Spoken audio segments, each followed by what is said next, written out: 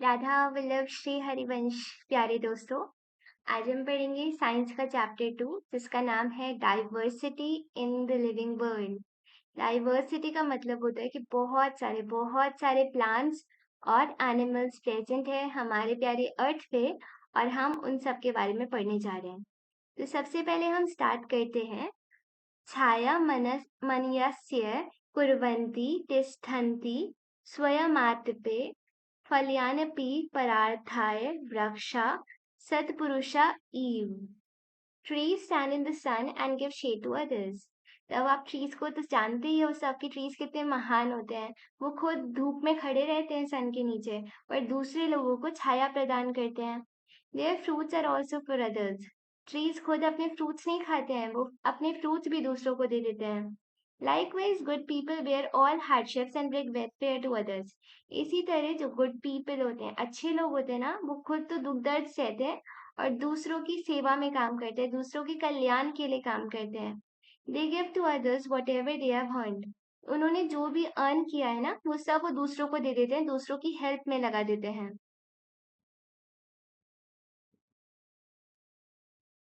It is pleasant morning after yesterday's refreshing rain. Dr. Raghu and Maniram Chacha have been invited to the school by the science teacher Madam Sulekha. तब ये बोल रहे हैं कि आज बहुत अच्छी सुबह है, कल अच्छी सी बारिश हुई थी, और इनकी जो साइंस टीचर है उनका नाम है मैम सुलेखा। उन्होंने डॉक्टर रघु और मनीराम चाचा को बुलाया है to facilitate an exciting nature walk. Dr. Raghu is a scientist at the nearby research laboratory, and Maniram Chacha is an elderly person from a nearby community. तब डॉक्टर रघु कौन है? डॉक्टर रघु एक साइंटिस्ट है। तो डॉक्टर रघु एक scientist है और वो पास की रिसर्च लेबोरेटरी में काम करते हैं। और मनीराम चाचा जो है वो एक एल्डरली पर्सन है, बड़े पर्सन है, ठीक है। मनीराम चाचा is an expert in mimicking bird calls. अब मनीराम चाचा एक बहुत एक्सपर्ट है, वो अलग अलग बर्ड्स की आवाज निकाल सकते हैं। He is also brilliant in identifying a variety of plants and animals. इसके साथ साथ इनके पास ये वाला गुण भी है कि अलग अलग प्रकार के प्लांट्स, अलग अलग प्रकार के एनिमल्स, इनको आइडेंटिफाई कर सकते हैं। इन्हें बहुत ज्यादा नॉलेज है इससे related. To prepare them for the nature walk, Dr. Raghu informs the students that the objective of this walk is to experience the beauty and variety of plants and animals in the nature. तो बच्चों को बताया जाता है कि उनको nature walk पे लेके जाया जाएगा उनके टीचर्स के द्वारा, जहाँ पे डॉक्टर रघु भी होंगे। और क्यों लेके जाया जा रहा है उन्हें? ताकि वो इतनी सारी जो प्लांट्स और एनिमल्स नेचर में प्रेजेंट है उसको एक्सपीरियंस कर पाए। The student are excited to join them. तब नेचर वॉक पे जाना है तो स्टूडेंट्स बहुत ज्यादा एक्साइटेड है। They are curious to interact and learn from them. उन्हें बहुत ज्यादा मन है, मतलब कि वो एक दूसरे से इंटरैक्ट करें, एनिमल से, प्लांट से, और वहां से कुछ सीखें। The teacher advises the student to carry a notebook, a pen and a water bottle. अब टीचर एडवाइस करते हैं सारे स्टूडेंट्स को कि उन्हें अपने साथ एक एक नोटबुक लेनी है, एक पेन लेना है और एक वाटर बॉटल लेनी है।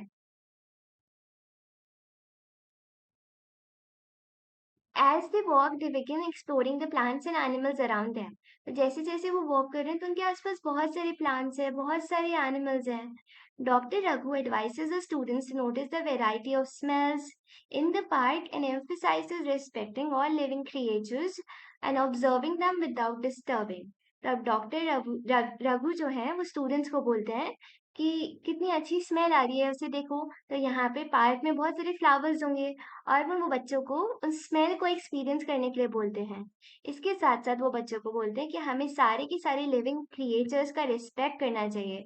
हमें किसी भी लिविंग क्रिएचर को हर्ट नहीं करना चाहिए, परेशान नहीं करना चाहिए, और उन्हें बिना डिस्टर्ब किए इन सारे बच्चों को उन्हें ऑब्जर्व करना है। Maniram Chacha tells the students to not only observe different plants and animals but also to carefully listen to different sounds. इसके साथ साथ मनीराम चाचा उन्हें कहते हैं कि इतनी सारी जो साउंड्स आ रहे हैं, डिफरेंट डिफरेंट एनिमल्स की आवाजें आ रही हैं, उनको भी सुनने की कोशिश करो। The students come across a variety of plants including grasses, bushes and large trees. तब बच्चे जा रहे हैं तो उनके आसपास बहुत सारी चीजें हैं, ग्रासेस हैं, बुशेस हैं, बड़े बड़े ट्रीज प्रेजेंट हैं। They also observe a variety of birds sitting on the branches of trees butterflies moving from one flower and monkeys jumping from one tree to another.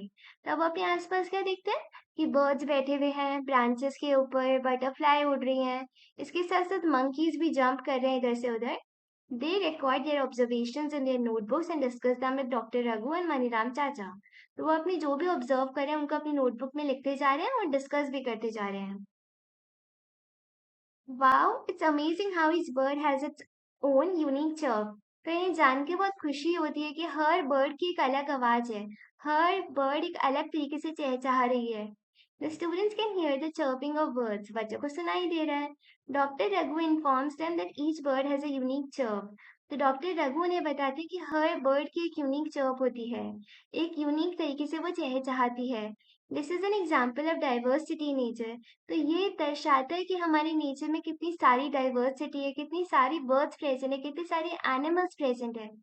Doctor Raghu request Maniram चाचा to mimic calls of some birds. अब doctor Raghu Maniram चाचा को कहते हैं कि आप कुछ birds की आवाज निकाल के बताओ बच्चों को. मनीराम चाचा मिमिक्स डिफरेंट बर्ड्स कॉल्स. तो मम्मी मनीराम चाचा बहुत सारी बर्ड्स की आवाज निकालते हैं. The students enthusiastically start copying him. तो बच्चे भी एक्साइटमेंट में उनको कॉपी करने लग जाते हैं. Have you ever observed different plants and animals around you? क्या आपने कभी अपने आसपास इतने सारे प्लांट्स को, इतने सारे एनिमल्स जो भी आपके आसपास प्रेजेंट है, क्या आपने कभी उन्हें ऑब्जर्व किया है?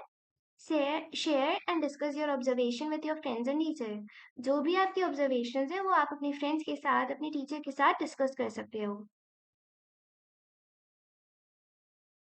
Diversity in plants and animals around us. तो हमारे आसपास बहुत सारी डाइवर्सिटी है. चलिए एक्टिविटी 2.1 देखते हैं. Let us explore and record. Plan A nature walk. आप भी अपने टीचर के साथ एक नेचर वॉक पे जा सकते हो किसी पार्क के अंदर. While on the nature walk observe different plants, insects, birds and other animals. आपको वहां पे करना क्या है? अलग अलग प्लांट्स को, इंसेक्ट्स को, बर्ड्स को, एनिमल्स को ऑब्जर्व करना है. Also note the weather conditions, whether it is hot, cold, windy and so on. उसके साथ-साथ आपको ये भी देखना है कि उस दिन मौसम कैसा है, गर्मी हो रही है, ठंडा है बहुत, हवा चल रही है. अगर हवा चलेगी तो आप लोग बहुत कंफर्टेबल फील करोगे आपके नेचर वॉक के अंदर. You can collect different types of fallen leaves or flowers and create a scrapbook. अब आप बहुत सारी चीजें कलेक्ट कर सकते हो और अपनी स्क्रैप बुक बना सकते हो. Take care of the plants and animals in nature. आपको आपके आसपास के प्लांट्स और एनिमल्स का ध्यान रखना है और उन्हें किसी भी तरीके से हर्ट नहीं करना है. Ensure that do not disturb the plants and animals in the park. उन्हें डिस्टर्ब नहीं करना है. Do not pluck leaves and flowers. ना ही तो फूल पत्तियां तोड़नी है. Record your observations. आप अपनी observations को टेबल में रिकॉर्ड करो. और आपको क्या क्या रिकॉर्ड करना है? Features of stems, leaves, flowers and anything interesting in the plants. कि आप प्लांट्स को ऑब्जर्व कर रहे हो तो जो जो आपको स्टेम्स देखने को मिले, किस प्रकार की स्टेम है, किस प्रकार की लीव्स हैं, किस प्रकार के फ्लावर्स हैं, या फिर और भी कोई इंटरेस्टिंग चीज है तो उससे आप रिकॉर्ड कर सकते हो. अब यहाँ पे आपको कुछ एग्जांपल्स दे रखे हैं different features of some plants. कुछ प्लांट्स के अलग अलग फीचर्स आपको देखने को मिल सकते हैं. जैसे कि ग्रास ऐसे दिखाई देती है. ये तुलसी है, तुलसी ऐसे दिखाई देती है. ये हिबिस्कस का फ्लावर है जो कि ऐसा दिखाई देता है. तो यहाँ पे इस टेबल में आप अपनी ऑब्जर्वेशंस को रिकॉर्ड कर सकते हो of different plants around us. जितने भी हमारे आसपास प्लांट्स हैं, जैसे कि कॉमन ग्रास. तो अगर आप कॉमन ग्रास की बात करो तो उसकी स्टेम कैसी होती है? इसकी स्टेम कैसी होती है? बहुत सॉफ्ट होती है और पतली होती है. सॉफ्ट एंड थिन होती है. अगर हम तुलसी के स्टेम की बात करें तो तुलसी का स्टेम कैसा होता है? हार्ड होता है और थिन होता है. हार्ड होता है और पतला होता है. हिबिस्कस का स्टेम कैसा होता है? हिबिस्कस का स्टेम हार्ड होता है. और अगर नीम की बात की जाए तो नीम तो एक बड़ा सारा ट्री है. तो नीम का स्टेम कैसा होगा? हार्ड और थिक होगा. अब हम लीव्स की बात करते हैं. तो लीव्स के शेप की बात करते हैं, अरेंजमेंट ऑफ लीव्स की बात करते हैं. तो यहाँ पे अगर आप ग्रास में देखोगे तो single leaf grow alternatively from different points. अलग अलग एक सिंगल सिंगल लीफ ग्रो करती हुई दिखती है यहाँ पे. ये लीफ का अरेंजमेंट है. तुलसी में आप देखोगे arrangement of a pair of leaves in the opposite direction. आपको अपोजिट डायरेक्शन में पेयर ऑफ लीफ देखने को मिलेंगे अपोजिट डायरेक्शन में. वैसे डिफरेंट डिफरेंट अरेंजमेंट्स होते हैं. फ्लावर्स की बात करें तो तुलसी का फ्लावर कौन सी कलर का होता है? पिंकिश पर्पल कलर का होता है. पिंकिश पर्पल कलर का. Any other observations and features, और कुछ देखने को मिल रहा है तो आपको कॉमन क्लास में देखने को मिलेगा कि लीव्स कैसी होती है, कौन से कलर की होती है, ग्रीन कलर की होती है। नीम की लीव्स कैसी होती है, स्मूथ सरफेस होता है, बहुत ही स्मूथ सरफेस होता है नीम की लीव्स का। What similarities and differences did you find among the plants that you observe? अब आप जो भी plants को observe करो तो उनमें आपको देखना है क्या क्या similarity या क्या क्या differences हैं. You must have observed that plants have a variety of features such as tall, short, hard, soft stem. अब आप ऑब्जर्व करना स्टार्ट करोगे तो आप देखोगे कि प्लांट्स में अलग अलग वेराइटी होती है. जैसे कुछ प्लांट टॉल होते हैं, कुछ प्लांट शॉर्ट होते हैं.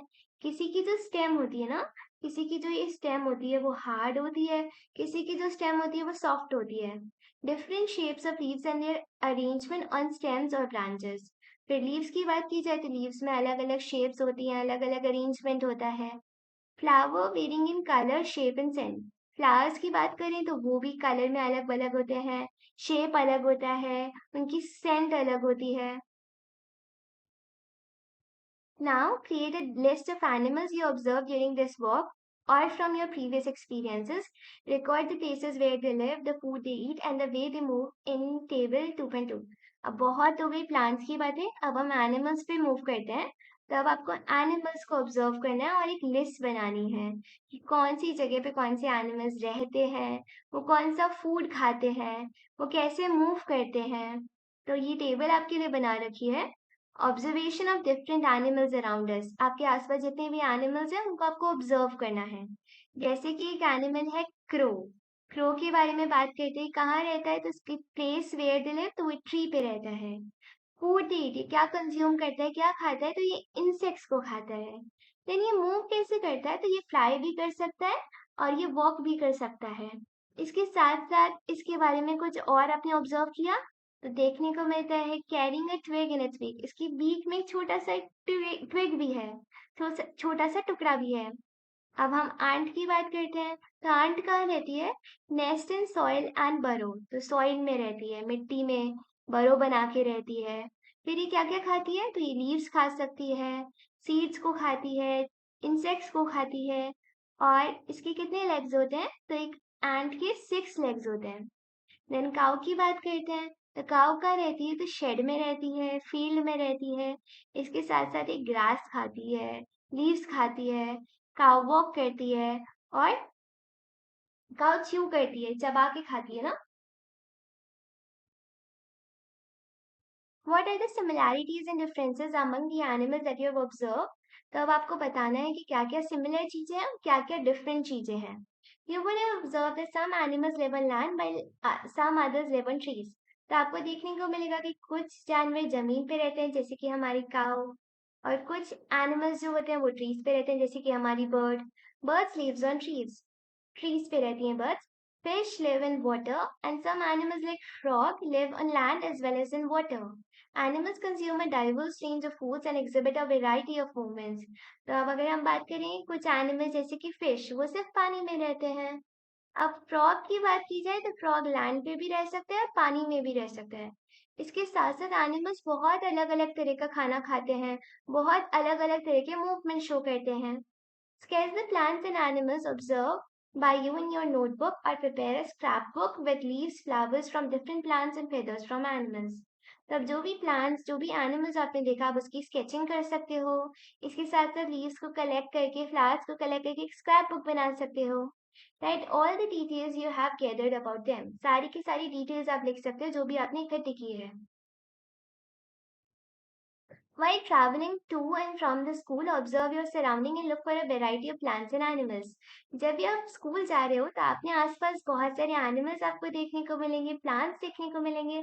उन्हें ऑब्जर्व करना.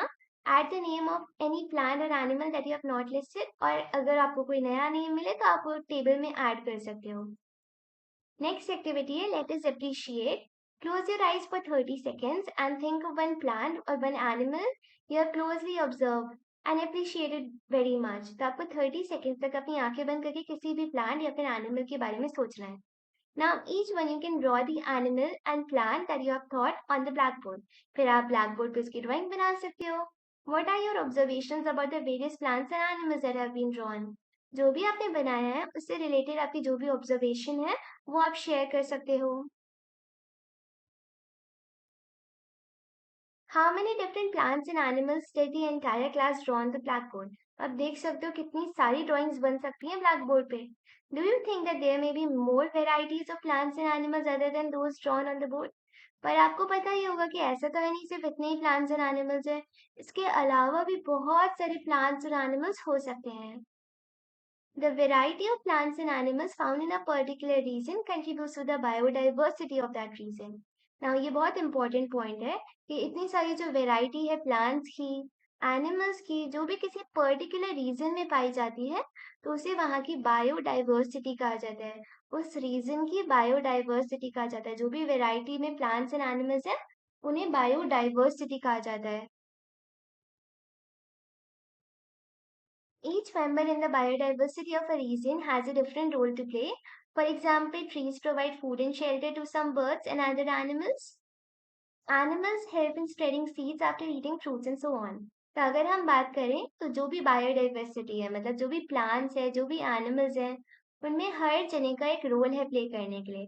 जैसे कि ट्री का क्या काम होता है, तो ट्री एक शेल्टर की तरह काम करता है, घर की तरह काम करता है जिससे बर्ड्स रहती हैं, बाकी एनिमल्स रहते हैं। इसके साथ साथ एनिमल्स क्या क्या कर सकते हैं, तो एनिमल्स क्या करेंगे यहाँ पे ना इसे कंज्यूम करेंगे, इसको किसी भी फ्रूट को कंज्यूम करेंगे, फिर उसकी सीड को एक जगह से दूसरी जगह ले जाने का काम करेंगे। इसका मतलब सीड को स्प्रेड करने का काम करेंगे, फैलाने का काम करेंगे। Can you think of more such examples? They show that plants and animals are dependent on each other. तो आप देख सकते हो प्लांट्स और एनिमल्स एक दूसरे पर डिपेंडेंट है, एक दूसरे के बिना ये नहीं रह सकते। नेक्स्ट टॉपिक है how to group plants and animals. तो हम प्लांट्स और एनिमल्स को ग्रुप में कैसे बांट सकते हैं? How would you arrange your books and notebooks in groups. तो आप अपनी बुक्स को नोटबुक्स को ग्रुप्स में कैसे अरेंज कर सकते हो? Would arranging them in groups help you better organise your school bag. पर आपने देखा होगा अगर आप अपनी बुक्स को नोटबुक्स को अच्छे से अरेंज करते हो ना ग्रुप में, तो आपको देखने को मिलेगा कि एक ऑर्गेनाइज तरीके से आपने अपने बैग को जमा लिया है और अब आपको आसानी होगी। Now let us look at the world around us. इसी तरह अपने आसपास का वर्ल्ड देखो। We are surrounded by a variety of plants and animals with different features about which you have learned.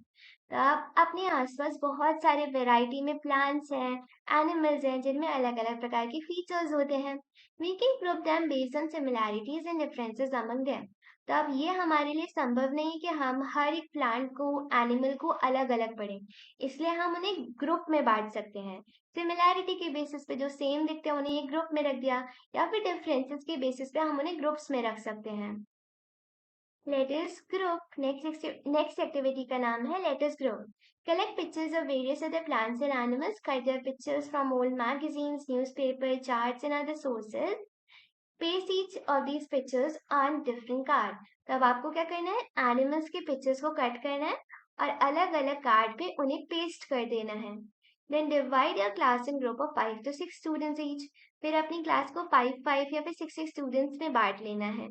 Pool the cards prepared by the students in group. फिर सारे के सारे कार्ड्स इकट्ठे कर लेने हैं।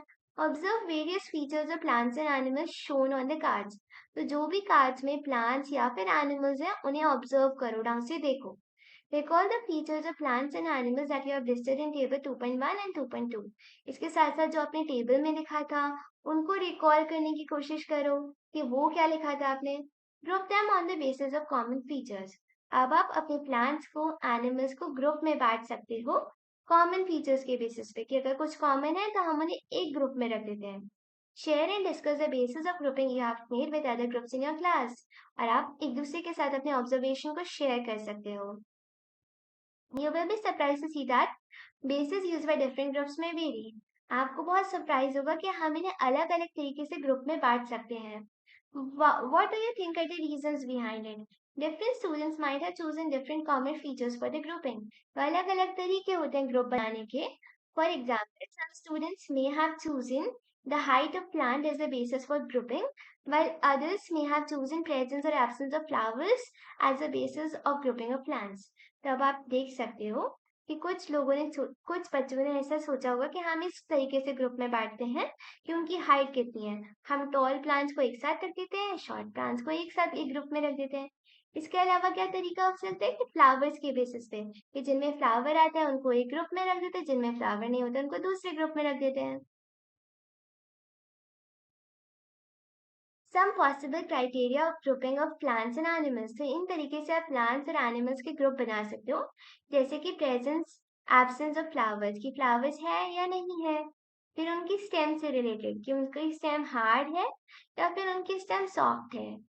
फिर या फिर उनकी ईटिंग हैबिट्स से लेके, कि वो घास खाते हैं, वो सीड्स खाते हैं, उस बेसिस पे।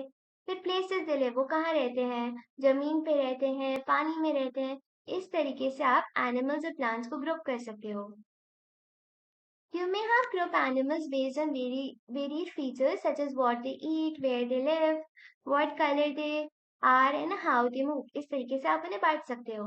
What is the importance of grouping? Grouping क्यों कर रहे हैं हम? Animals, plants को अलग-अलग ग्रुप में क्यों बांट रहे हैं? Grouping make it easier to understand and study plants and animals on the basis of their similarities and differences.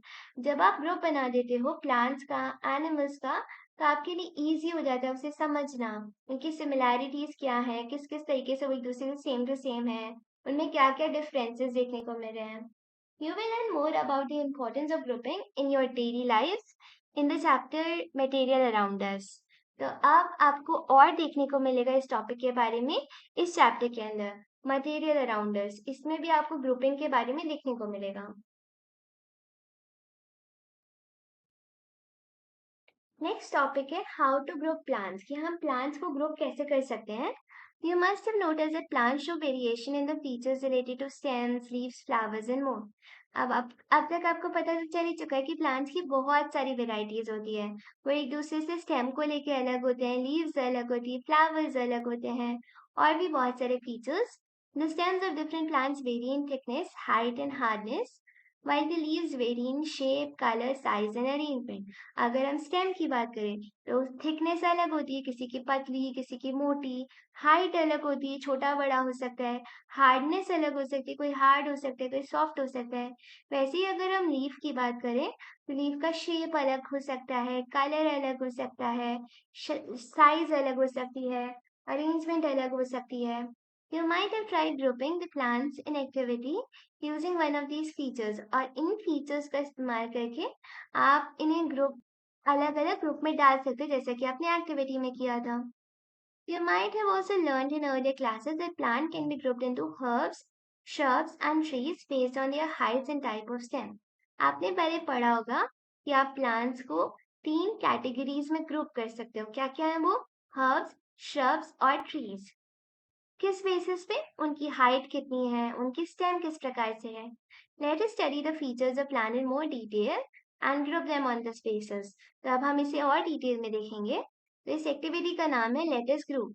Late us go on a nature walk. तो आपको वापस एक नेचर वॉक पे जाना है for some more interesting observation. और कुछ ज्यादा इंटरेस्टिंग ऑब्जर्वेशन आपको देखने को मिलेंगे।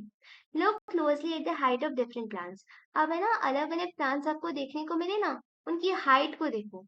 Are these plants shorter than you, as tall as you, or tall than you?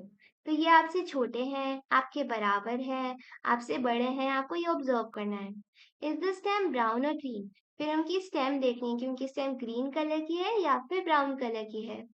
इसके बाद में touch and feel the stems and try to bend them gently. फिर उनकी स्टेम को टच करना और इसे हल्की से मोड़ने की कोशिश करना। Can you bend the stem easily और इट इज स्टिफ? तो आप उसे आसानी से बेंड कर पा रहे हो या फिर वो थोड़ी सी हार्ड है।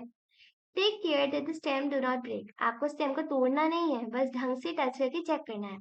Also observe from where the branches of the plants rise, whether they rise close to the ground or higher up on the stem। Fill in your observation in table, a few examples are already given। इसके साथ साथ आपको ये भी observe करना है कि जो ब्रांचेस है ना, वो कहाँ से निकल रही है, डायरेक्टली नीचे से जमीन से निकल रही है या फिर ऊपर से निकल रही है। ये भी आपको ऑब्जर्व करना है और टेबल में फिर अपनी ऑब्जर्वेशंस को लिखना है। जैसे कुछ चीजें लिख रखी है मैंगो के बारे में, रोज के बारे में और टमाटो के बारे में। तो मैंगो की हाइट कैसी होती है? टॉल होती है। मैंगो की स्टेम कौन से कलर की होती है? ब्राउन कलर की होती है। और वो कैसी होती है? बहुत हार्ड होती है, कठोर होती है, थिक होती है, मोटी होती है ना। और उसकी ब्रांचेस कहाँ प्रेजेंट होते हैं? ऊपर प्रेजेंट होते हैं। ट्री में ब्रांचेस कहाँ होते हैं? जैसे ये ट्री है, तो ट्री में ब्रांचेस कहाँ होंगी? ऊपर प्रेजेंट होंगी, जमीन से थोड़ी ना आ रही है, ऊपर से आ रही है। इसके बाद में मैंगो की बात करते हैं। तो मैंगो की हाइट क्या होती है? मीडियम हाइट होती है। स्टेम कौन से कलर की होती है? ब्राउन कलर की होती है, हार्ड होती है, थिन पतली सी होती है, और नीचे से ही आ जाती है, क्लोज टू द ग्राउंड होती है। Branches close to the ground, जमीन से ब्रांचेस निकलने लग जाती है। तो इसीलिए आपने इसे किस कैटेगरी में रखा है? श्रब वाली कैटेगरी में रखा है। अगर हम टमाटो की बात करें, टमाटो की बात करें तो ये कैसा है? शॉर्ट है। इसके साथ साथ इसकी स्टेम कौन से कलर की है? ग्रीन कलर की स्टेम्स है। इसके साथ साथ टेंडर है, नाजुक है, बहुत कोमल सी है। इसके साथ साथ पतली सी है, थिन सी है, और क्या है? ग्राउंड के पास से निकल रही हैं। तो जब ग्रीन कलर की स्टेम होती है, ये सारे फीचर्स होते हैं, तो उसे कौन सी कैटेगरी में रखा जाता है? हर्ब की कैटेगरी में रखा जाता है। What differences do you observe among herbs, shrubs and trees? तो अब आपको डिफरेंसेस पता है कि हर्ब, shrubs और ट्रीज में क्या डिफरेंसेस हैं। आप कैसे प्लांट्स को ग्रुप कर सकते हो? हर्ब्स में, shrubs में और ट्रीज में। Some plants grow really tall and have hard, thick, brown and woody stem. तब कुछ प्लांट्स बहुत बड़े होते हैं, उनकी स्टेम जो होती है वो वुडी होती है, लकड़ी जैसी होती है, ब्राउन होती है, थिक होती है, हार्ड होती है। Their branches typically start higher on the stem. इनकी ब्रांचेस ऊपर से आती हैं, away from the ground, ground से दूर हैं। ऐसे प्लांट्स को ट्रीज कहा जाता है। एग्जाम्पल क्या हो गया? मैंगो का ट्री। नेक्स्ट हम बात करते हैं, some plants are not tall as trees. अब कुछ प्लांट्स ऐसे होंगे जो ट्री की तरह बड़े तो नहीं होंगे। These plants often have brown woody stems. इनकी स्टेम कैसी है? ब्राउन है, वुडी है, और ब्रांचिंग जमीन से ही निकलने लग गई है, इतनी सारी ब्रांचेस निकल रही है। इनकी स्टेम्स हार्ड है, पर इतनी ज्यादा थिक नहीं है। देखो ट्रीज की जितनी थिक नहीं है स्टेम, जितनी ट्रीज की थिक है, इतनी ज्यादा थिक नहीं है, थिन है इनकी स्टेम्स। इन प्लांट्स को क्या कहा जाता है? श्रब्स कहा जाता है। एग्जाम्पल क्या हो गया? रोज का प्लांट। चलो अब हम बात करते हैं हर्ब्स के बारे में। तो हर्ब्स क्या होते हैं? इनकी स्टेम जो होती है वो कैसी होती है? सॉफ्ट होती है, ग्रीन कलर की होती है, इसलिए इन्हें हर्ब्स कहा जाता है। जैसे कि टमाटो प्लांट हो गया।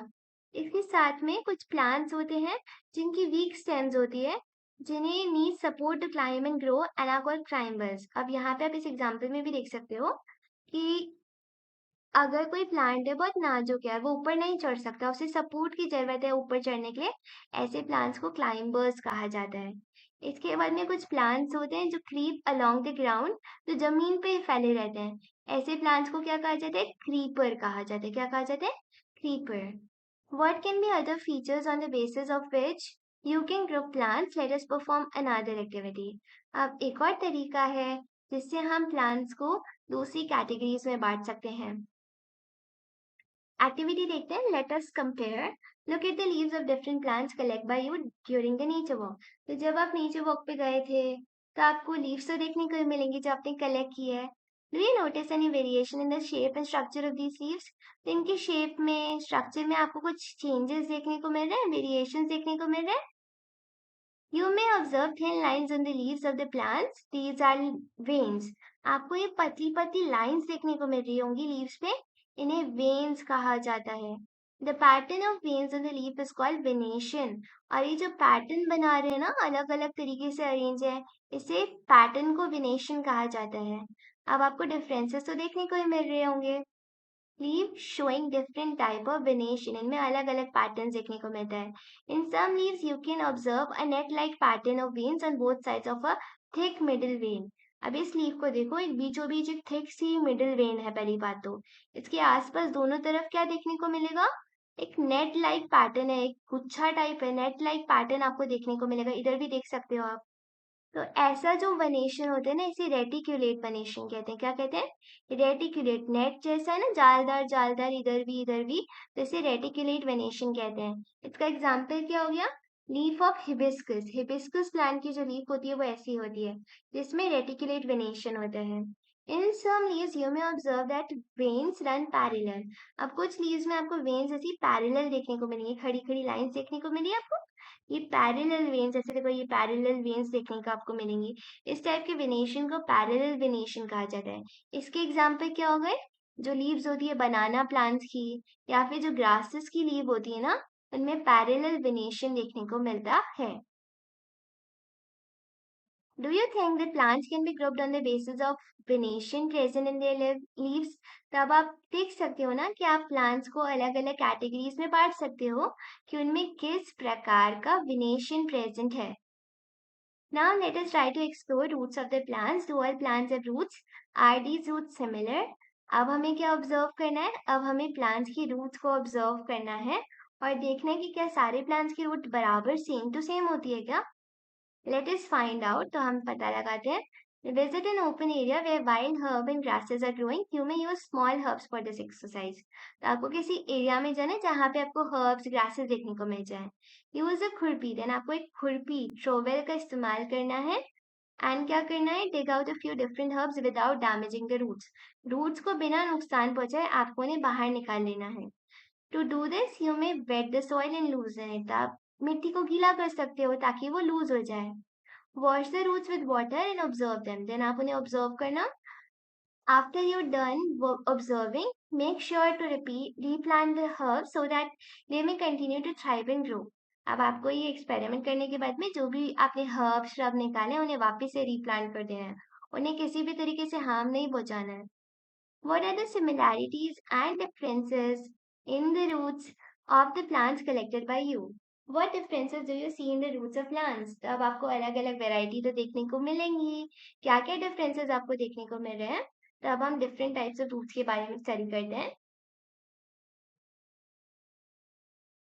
Carefully observe the roots of a mustard plant. The roots of this plant consist of main root and small side roots arising from it. The main root is called the taproot. Another example of a plant having taproot is hibiscus. तो अगर आप mustard plant को observe करो तो इसकी roots को देखोगे तो बीचों बीच एक मेन रूट निकल रही है और इसके आसपास साइड में रूट्स निकल रही है. इस टाइप के रूट को टैप रूट कहा जाता है. तो एक तो इसका एग्जाम्पल हो गया मस्टर्ड. इसके साथ हमने जो हिबिस्कस पढ़ा था उसमें भी टैप रूट देखने को मिलती है. देन हम आगे देखते हैं कॉमन ग्रास प्लांट की रूट को. The root of this plant appear as a bunch of small sized thin roots arising from the base of the stem. Such roots are called fibrous root. Does your collection include any other grasses? What kind of roots do they have? तो अब अगर आप किसी grass को observe करोगे तो आपको देखने को मिलेगा कि यहाँ से बेस से खूब सारी रूट्स एक साथ निकल रही, खूब सारी रूट्स एक साथ. ऐसा नहीं देखने को मिल रहा, इस टाइप का पैटर्न देखने को मिल रहा है. इस टाइप के रूट्स को फाइबरस रूट कहा जाता है. फाइबरस रूट जो ग्रासेस में पाई जाती है. Is there any relation between the type of venation and the type of fruit of the same plant? तब आप सोच सकते हो कि क्या कोई रिलेशन है कि पत्तियों में, लीव्स में किस प्रकार का वेनेशन पाया जाएगा और उस प्लांट की किस प्रकार की रूट होगी. तब आपको यही पता करना है. Let us relate and analyze. Collect saplings of 5 common plants from your school nursery or any other nursery to plant in your school garden. Example of such plants include lemongrass, marigold, सदाबहार. तो अभी आपको कह रहा है कि आपको कुछ प्लांट्स कलेक्ट करने हैं. लेमन ग्रास हो गया, मैरीगोल्ड हो गया, सदाबहार हो गया. ठीक है. Before planting them observe their roots and venation. अब आपको दो चीजें ऑब्जर्व करनी है. एक तो इनकी रूट्स को ऑब्जर्व करना है और एक इनकी लीफ पे पाए जाने वाले वेनेशन को ऑब्जर्व करना है. रिकॉर्ड योर ऑब्जर्वेशन और फिर टेबल में अपनी ऑब्जर्वेशन को रिकॉर्ड कर लेने का है. ठीक है. जैसे लेमन ग्रास का इसने एग्जाम्पल दे रखा है कि इसमें लीफ पे कैसा वेनेशन होता है. तो पैरेलल वेनेशन होता है. ऐसा पैरेलल वेनेशन देखने को मिलता है. इसके साथ साथ रूट कैसी होती है? फाइबरस रूट होती है. ऐसी फाइबरस रूट देखने को मिलती है.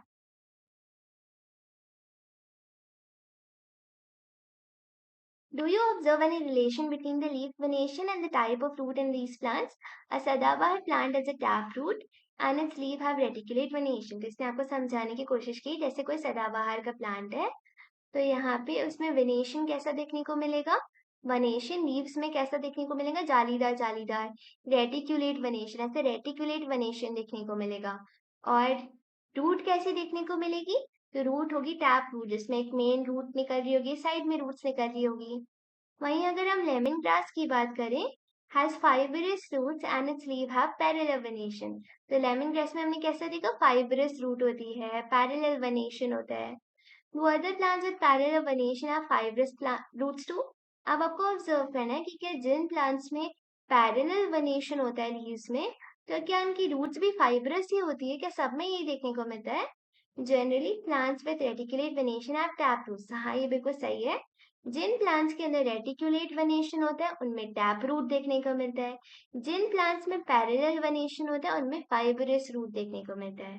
अब इसने आपको और एग्जाम्पल दिया है, चिकपी जो कि चने होते हैं ना, chana is another example of a plant with tap root. इसमें रूट कैसी होती है? ऐसी टैप रूट होती है। और वनेशन कैसा होता है? रेटिकुलेट वनेशन होता है, जाली टाइप। और जबकि दूसरा वीट का एग्जाम्पल दिया है, वीट को आप देखो तो इसमें किस प्रकार की रूट होती है? फाइबरस रूट होती है, ऐसी फाइबरस फाइबरस रूट देखने को मिलती है वीट के अंदर। और वेनेशन कैसे देखने को मिलता है? पैरेलल पैरेलल वेनेशन देखने को मिलता है लीव्स में। Is there any relation among the seed of a plant, types of root and leaf venation? Are all seeds similar? तो अब आपको क्या कोई रिलेशन देखने को मिल रहा है जो प्लांट्स की सीड है उसमें, टाइप्स ऑफ फ्रूट में एंड लीफ वेनेशन में? तो अभी आपको जानने को मिलेगा कि क्या इनमें कुछ रिलेशन है। रूट के बारे में, लीफ के बारे में तो आपने स्टडी कर लिया। क्या सीड भी किसी तरह रिलेटेड है या फिर सारी सीड सेम टू सेम होती है? तो चलो कंपेयर करते हैं, let us compare. Soak some chickpea and maize seeds in water for 2 or 3 days। तो अब आपको क्या करना है, चने को या फिर मेज को 2-3 दिन के लिए पानी में भिगो के रख देना है। फिर आप क्या करोगे, रिमूव कर देना है आपको सीड को, जो ऊपर का कवर होता है वो रिमूव कर देना है चने का। Now observe the structure of the chickpea and मेज सीड। और फिर उनके स्ट्रक्चर को ऑब्जर्व करना है। आर दे सिमिलर और डिफरेंट? वो सेम टू सेम है या डिफरेंट है? तो आप यहाँ पे देख भी सकते हो, ये देख सकते हो, ये जो होता है ना, ये चने का सीड होता है और ये जो है मेज का सीड है। अब आप इन दोनों को देख सकते हो, तो ये सेम टू सेम तो नहीं लग रहे, ये तो डिफरेंट लग रहे हैं। You would notice that chickpea seeds are split into 2 parts. तो अब आप नोटिस करोगे कि आप चिकपी को 2 पार्ट्स में डिवाइड कर सकते हो। Each part is called a cotyledon. इस एक पार्ट को क्या कहा जाता है? कॉटिलिडॉन। इसको भी क्या कहा जाता है? कॉटिलिडॉन कहा जाता है। Plants that have seeds with 2 cotyledons are called dicotyledons. तो अब ऐसे प्लांट्स जिनमें 2 है ना कॉटिलिडन्स, ऐसे प्लांट्स को डाइकोटिलिडन्स कहा जाता है। क्या कहा जाता है? डाइकोटिलिडन्स। डाइकॉट डाइकॉट कहा जाता है। मेज have a single thin cotyledon. अब अगर मेज की बात करें तो इसमें तो सिर्फ ये एक ही कॉटिलेडन देखने को मिल रहा है, तो इसे क्या कहा जाता है कि इसमें तो सिंगल कॉटिलेडन है। तो ऐसे प्लांट्स को मोनोकॉटिलेडन कहा जाता है। क्या कहा जाता है? मोनोकॉटिलेडन्स, मोनोकॉट्स कहा जाता है।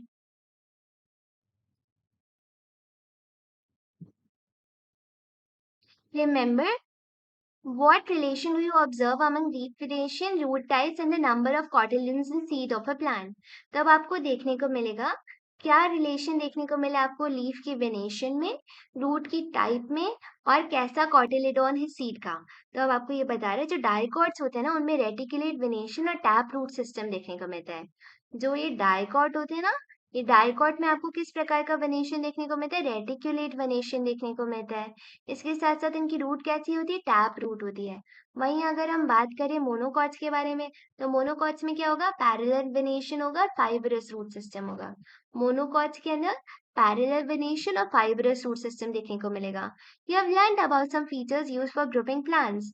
तब आपने कुछ फीचर्स सीख लिए हैं कि कैसे आप एनिमल्स को ग्रुप कर सकते हो। Now let us explore the grouping of animals in more detail. अब हम एनिमल की ग्रुपिंग नेक्स्ट सेशन में देखेंगे, नेक्स्ट क्लास में देखेंगे। अभी हमने प्लांट्स की ग्रुपिंग देख ली है कि हम प्लांट्स को अलग अलग तरीके से ग्रुप कर सकते हैं। उनकी हाइट के बेसिस पे, कोई शॉर्ट होता है, कोई लॉन्ग होता है। उनके स्टेम के बेसिस पे, कुछ हर्ब्स होते हैं, कुछ श्रब्स होते हैं, कुछ ट्रीज होते हैं।